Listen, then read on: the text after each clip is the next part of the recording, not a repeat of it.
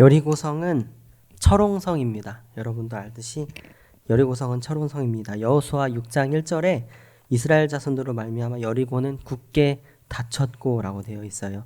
여리고는 크기 자체는 평균 도시 크기였지만 그 비중은 매우 컸습니다. 이스라엘 백성이 가나안 땅을 통과하기 위해서는 반드시 지나가야 하는 교통의 요지였습니다. 요충지였습니다. 그런데 여리고성의 위치는 어디에 있었냐면 가파른 경사진 정상에 위치하였습니다. 그래서 막 하러 올라가면 위에서 화살만 쏘면 되는 거예요. 그래서 난공불락의 요새였습니다. 여리고성을 이길 수 있는 방법은 딱 하나였는데 그건 뭐였냐면 말라 죽이는 것뿐이었습니다. 그러나 여리고성은 또 반대로 굳게 닫히고 기다리면서 시간이 지체되는 동안에 다른 가나안 군대가 도우러 올 확률이 높았고, 그렇기 때문에 이스라엘은 단기간에 여리고성을 빨리 무너뜨려야 했습니다. 하나님께서는 여리고를 무너뜨릴 방법을 알려주십니다. 처음은 뭐지요? 하루에 한 바퀴씩 도는 겁니다. 여호수아 6장 3, 4절 너희 모든 군사는 그 성을 둘러 성주위를 매일 한 번씩 돌되 엿새 동안을 그리하라. 그리고 일곱째 날에는 도는 방식이 달라집니다. 제사장 7명이 양각나팔을 잡고 언약궤 앞에 나아가고, 그리고 특별히 일곱째 날에는 7번 돕니다. 여호수아 6장 4절인데요. 제사장 7은 양각나팔을 잡고 언약궤 앞에서 나아갈 것이요. 그러니까 제사장들이 언약궤 앞에서 나아가는 것은 말씀이 있는 언약궤를 붙들고 나아간다라는 의미일 겁니다. 그리고 7번 돈 후에는 나팔과 동시에 외치라고 합니다. 그래서 5절 보면 제사장들이 양각나팔을 길게 불어 그 나팔 소리가 너희에게 들릴 때에는 백성은 다 큰 소리로 외쳐 부를 것이라. 그리하면 그 성벽이 무너져 내리리니. 성벽이 무너져 내린다고 말씀하신 분은 하나님이십니다. 7번 돌고 양각나팔을 부는 사이에 큰 소리를 외치는 것까지는 이스라엘 백성이 하는 것이지만 성벽이 무너져 내리는 건 이스라엘 백성이 할 수 있는 것은 아니고 가능하지도 않은 이야기고 하나님께서 하겠다라고 말씀하신 부분입니다. 이스라엘 백성은 이 말도 안 되는 또는 이해가 되지 않는 요청을 할 것인가 말 것인가에 대한 고민을 해야 됩니다.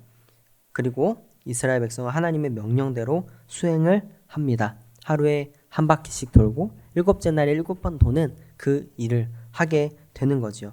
하나님의 명령을 수행할 때 이스라엘 백성에게 하나님께서는 아무 말도 하지 말라고 하십니다. 외치지도 말고 음성을 들리게 하지도 말고 헛기침도 하지 말고 웃지도 말고 울지도 말고 노래 부르지도 말고 쥐 죽은 듯이 여리고성만 돌라고 말씀하시고 심지어 아무 소리도 하지 말라고 말씀하십니다.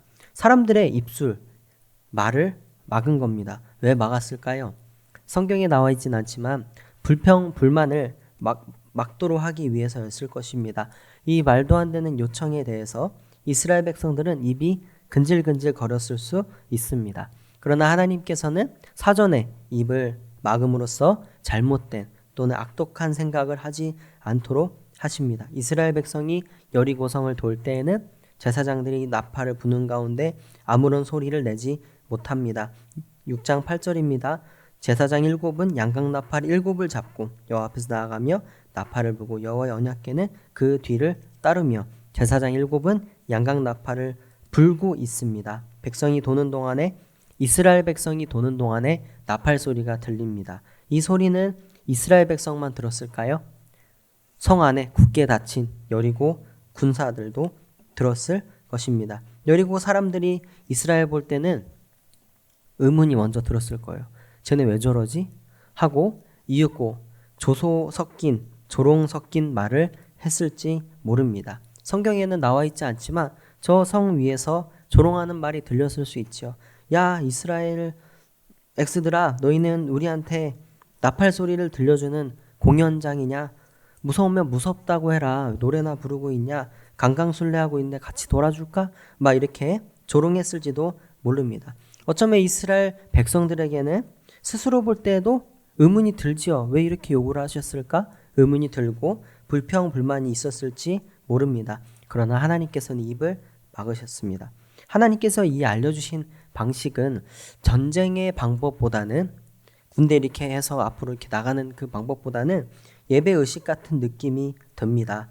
이스라엘 백성이 온전히 하나님의 얼굴만 바라볼 수 있도록 하는 거지요. 그리고 나팔 소리와 함께 이 행렬은 아주 거룩하고 엄중한 예식임을 알려주고 있습니다.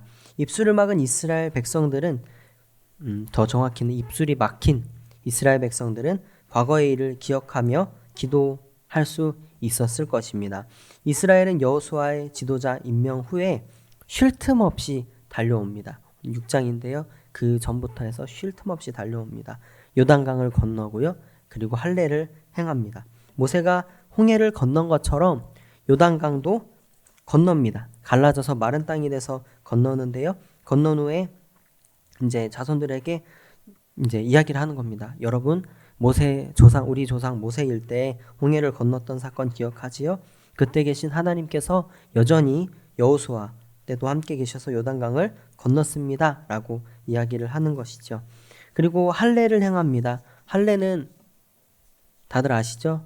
포경수술, 고래 잡는 겁니다.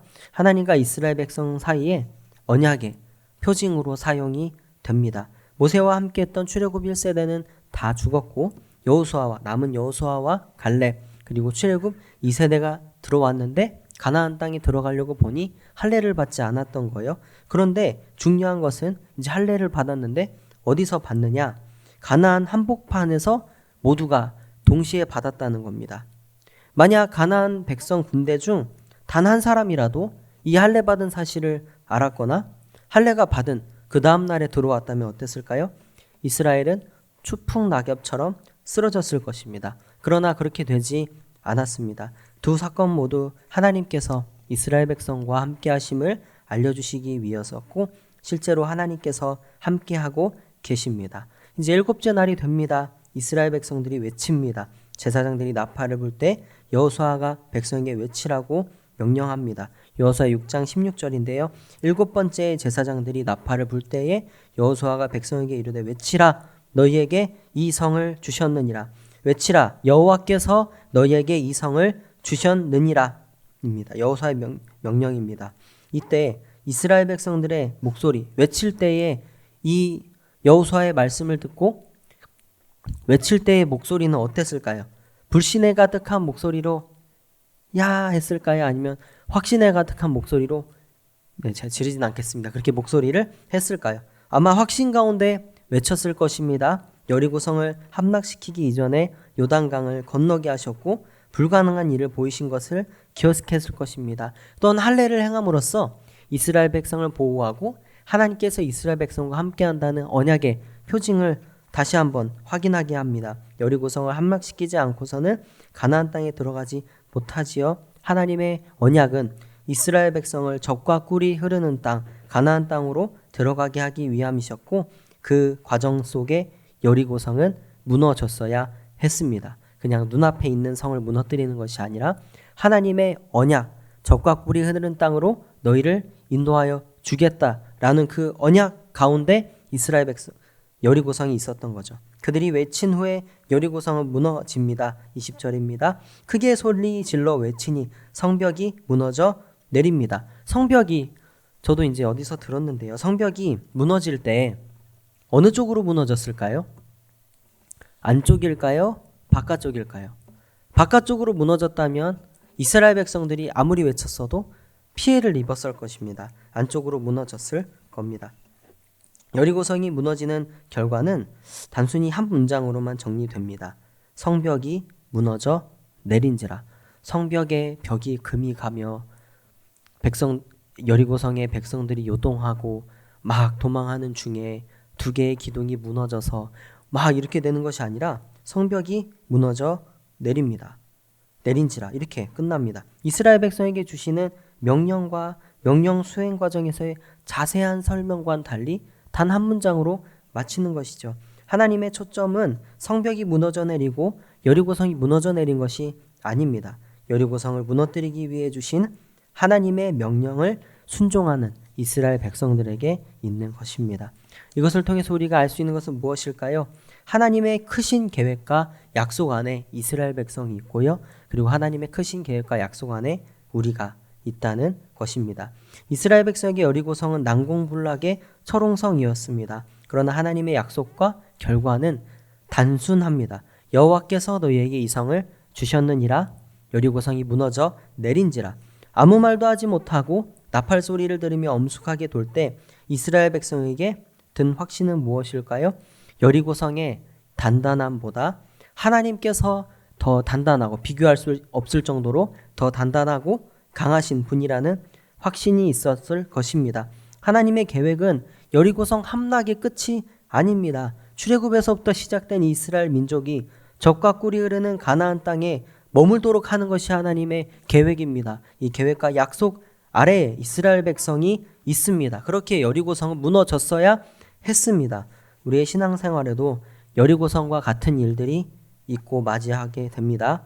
그러나 이러한 일들은 분명히 철옹성과 같은 일들을 맞이하게 되겠지만 하나님의 계획과 약속 안에 있다는 것을 기억하시기를 바랍니다. 우리는 어떻게 생각해야 될까요? 이 또한 지나가리라는 고백이 필요하신 분도 계실 것입니다. 그러나 오늘 말씀에서만 토대에서 볼 때면 이 또한 지나가리라는 아닙니다.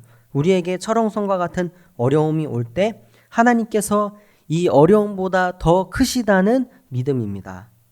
아멘. 하나님의 크신 계획과 약속 안에 이스라엘이 있듯이 그리스도를 통한 예수님을 통한 구속의 은혜와 우리를 하나님의 자녀로 이끌어 가시는 성도의 견인이라고 하는데요. 견인 가운데 우리가 있는 것입니다. 그 계획을 볼 때 여리고성은 하나님보다 작습니다. 우리가 처한 철옹성과 같은 모든 일들은 하나님보다 작습니다. 믿으시기를 바랍니다. 여리고성을 무너뜨린 건 또 저희가 살펴볼 것은 여리고성을 무너뜨린 건 철옹성보다 더 견고한 이스라엘의 믿음입니다. 그리고 이 믿음이 우리의 믿음이 되기를 바랍니다.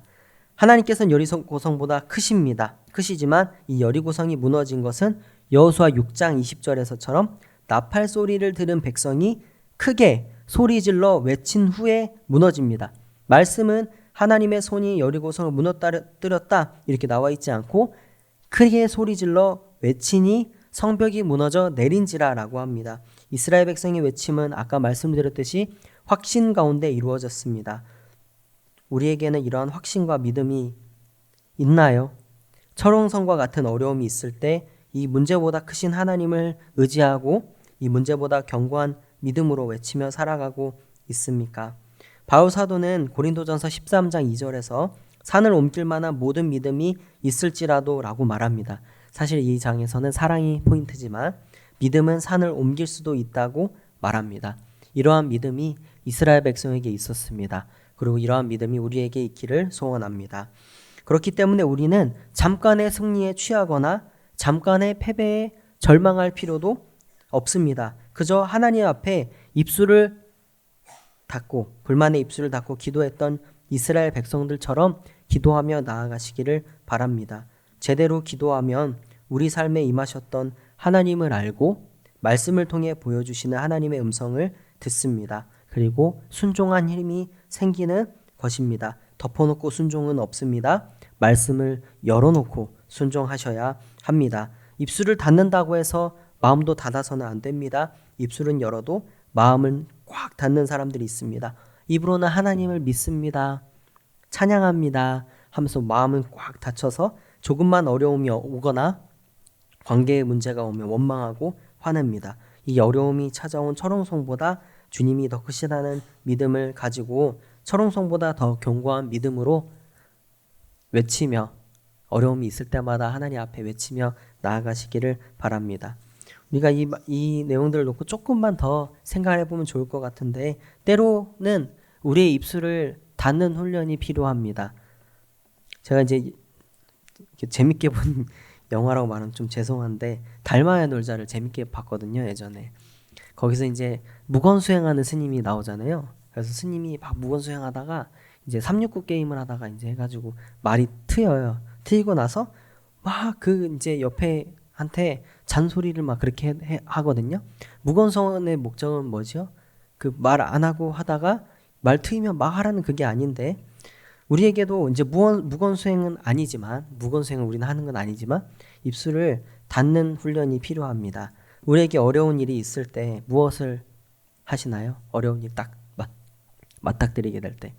저도 부끄럽지만 입술을 열고 화부터 내고 시작하거든요. 이 상처되는 말을 할 때 상대방이 듣고 내가 듣는 거예요. 상대방만 상처받는다고 생각하는데 그게 아니라 나에게도 상처가 되는 겁니다. 지금 여호수아는 이스라엘 백성들과 함께 가나안 땅에 들어왔지만 사실 이 땅은 어떤 땅인가요? 40년 전에 들어왔어야 하는 땅이에요. 왜 들어오지 못했나요? 새치혀 때문에, 10명의 이 정탐꾼의 말 때문에 들어가지 못했습니다. 그들의 말을 듣고 모세를 원망하고 하나님을 원망했기 때문이지요. 나에게나 상대방에게나 철옹성과 같은 일이 생겼을 때는 입술을 열어 그 일을 해석하고 판단하기보다 입술을 닫고 하나님께 기도하는 것이 더 좋습니다. 그 문제보다 크신 하나님께서 일하심을 기대하시기를 바랍니다. 만약 우리가 입술을 열고 싶다면 하나님께 기도하는 시간을 열기를 바랍니다. 그리고 그 입술을 열어 모든 것을 토하지만 하나님께서 말씀을 통해 보여주신 약속과 여러분의 각자 삶에 보여주셨던 일들을 고백하시기를 바랍니다. 그 고백 속에 우리가 순종해야 할 것, 우리가 나아가야 할 일을 알려주실 줄로 믿습니다. 우리가 좀 더 생각해 볼 것은 믿음으로 미련한 것을 하라는 것입니다. 여러분에게 있어 철옹성과 같은 일은 무엇이 있을까요?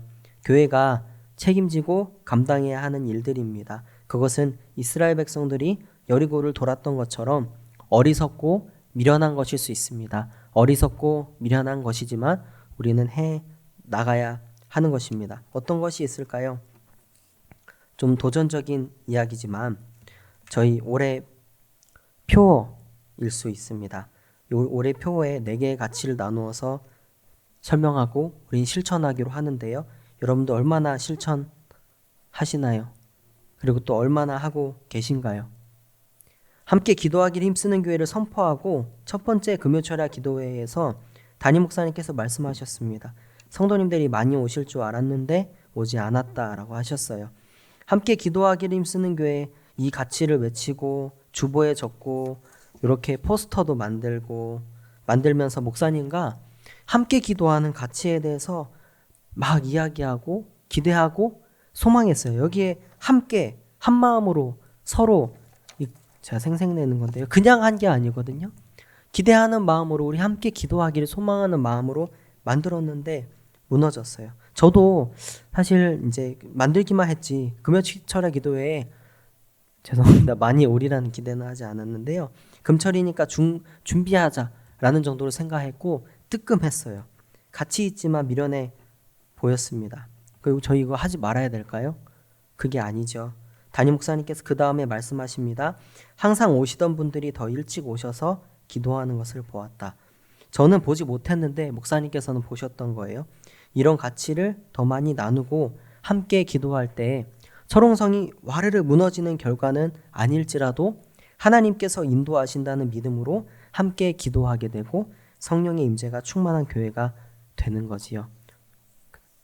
미련해 보이지만 해나갈 때 성령의 임재가 충만한 교회가 될 줄로 믿습니다. 또 한 가지는요, 전도에 미련한 것입니다. 우리 교회에 많이 생각하지 않는 주제인 것 같아요. 그래서 저도 이야기하기가 주저스러운데, 근데 어느 순간 제가 기도를 하고 그리고 말씀을 듣고 교회에서 예배를 드리는 중에 마음에 드는 생각이 있습니다. 한 단어가 있습니다. 바로 예수 그리스도입니다. 우리는 예수님을 잘 믿고 있나요? 믿는다면 전해야 하는데 전하고 있나요? 지난주에 박용신 선교사님께서 유초등부의 말씀을 전해주셨어요. 깜짝 놀랐습니다. 저보다 한참 높으신 대선배님이세요. 대선배님께서 유초등부 아이들 앞에서 몸을 던지셨습니다. 몸을 던져서 땅바닥에 엎드리셨어요. 저는 그렇게 한 적이 한 번도 없거든요. 그래서 많은 도전을 받았는데요. 근데 그 태국의 아이들이 저희 교회 아이들보다 많은 거예요. 저희 선교지를 놓고 기도하는데 저희 유초등부 아이들이 더 적은 겁니다. 사실 이번 성경학교를 지나면서 저는 큰 위기감을 맞았어요. 과연 우리 교회가, 이 주일학교가, 우리가 다음 세대를 놓고 기도하지만 주일학교가 5년 뒤, 10년 뒤에 얼마나 있을까? 그리고 더 떠나서 우리 교회 전폐를 떠나서 우리 교회는 전도의 중요성을 알고 전하고 있는가라는 것입니다. 고린도전서 1장 21절에서 23절입니다. 하나님의 지혜에 있어서는 이 세상이 자기 지혜로 하나님을 알지 못하므로 하나님께서 전도에 미련한 것으로 믿는 자들을 구원하시기를 기뻐하셨도다. 우리는 십자가에 못 박힌 그리스도를 전하니 유대인에게는 거리끼는 것이요 이방인에게는 미련한 것이로되. 전도는 거리끼는 것이고 미련한 것입니다. 그렇지만 우리는 십자가에 못 박힌 예수 그리스도를 전해야 합니다. 그것이 그리스도인의 존재 이유고 행복한 교회의 존재 이유입니다. 그러면서 가장 먼저 할 수 있는 걸 생각해 봤더니 우리 교회에 다니시는 성도님들, 집사님, 권사님, 장로님의 자녀들이 먼저 오는 것이란 생각이 들었습니다. 우리의 자녀를 먼저 전도하고 주일학교에 자녀들이 오게 하는 것이 가능하다고 봅니다. 김포 지역에 나가는 것도 중요하지만 그 전에 우리의 자녀의 믿음은 어떤지 생각해 보시고, 내 자녀는 이래서 안 돼요, 기다려야 돼요, 기다릴 수가 없습니다. 주님이 오시는 날은 아무도 알 수 없고 도적 같은 날에 임하십니다. 도둑이 내 집에 언제 올지 예측 가능하신 분만 기다리십시오. 여리고성의 말씀을 묵상하며 어쩌면 우리의 철옹성이 될 수 있는 자녀들을 무너뜨려야 한다고 생각했습니다. 자녀들의 믿음보다 더 소중히 생각하는 것을 무너뜨려야 합니다. 우리 자녀는 믿는데요, 저와는 상관이 없는데요? 아닙니다. 주일학교에 많이 관심 가져주시고 교사로 섬겨주십시오. 이미 많아요? 아니요, 적습니다. 다음 세대를 위해서 기도하면서 우리가 교사로 많이 섬겨주시고, 저는 기대합니다. 아이 한 명에 2-3명의 교사 선생님이 붙어서 그 아이를 잘 양육하는 것을 기대합니다. 그래야 주일학교가 삽니다. 말씀을 마칩니다. 하나님의 크신 계획과 약속 안에 우리가 있음을 기억하시고 여리고성보다 더 견고한 믿음으로 나아가시기를 바랍니다.